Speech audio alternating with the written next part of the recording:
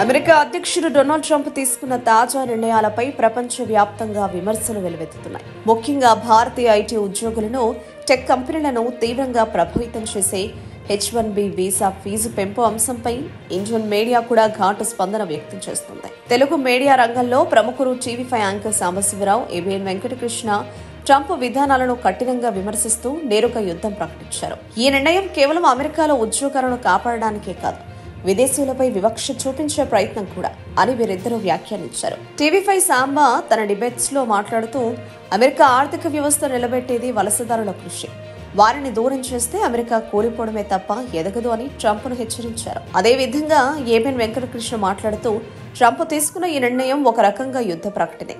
ఇది అంతర్జాతీయ వాణిజ్య సంబంధాలను దెబ్బతీస్తుంది, ముఖ్యంగా భారతీయ ఐటీ రంగాన్ని బలహీనపరిచే ప్రయత్నమని వ్యాఖ్యానించారు.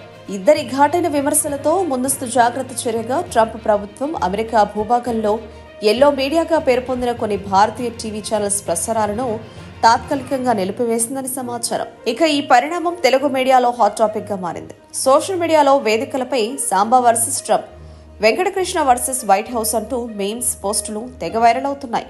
మొత్తానికి ట్రంప్ నిర్ణయాలపై తెలుగు మీడియా స్వరం మరింత గట్టిగా వినిపిస్తోంది. ఇకపై అమెరికా భారత్ సంబంధాల దిశ ఏవైపు వెడుతుందన్నది చూడాల్సిందే. పిచ్చోడి చేతిలో రాయి అని ఎలా ఉంటుందో ఈ రోజున ప్రపంచంలో ట్రంప్ చేతిలో రాయి.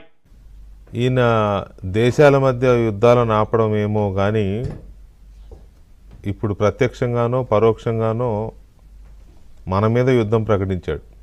మేము అందుకే పెట్టాం మా వాళ్ళంతా కలిసి, డబ్బా రేకుల ట్రంప్ రాయుడు ఏం చేస్తాడు, ఏం తెలుసని చేస్తాడు. చీప్గా దొరుకుతారు కూడా. అక్కడ అమెరికా వాళ్ళకు ఉద్యోగాలు ఇవ్వాలంటే ఆ కంపెనీలు భరించలేవు. మహా గేర్ ఎక్కువ, వాళ్ళకి మహా పోజ్ ఎక్కువ.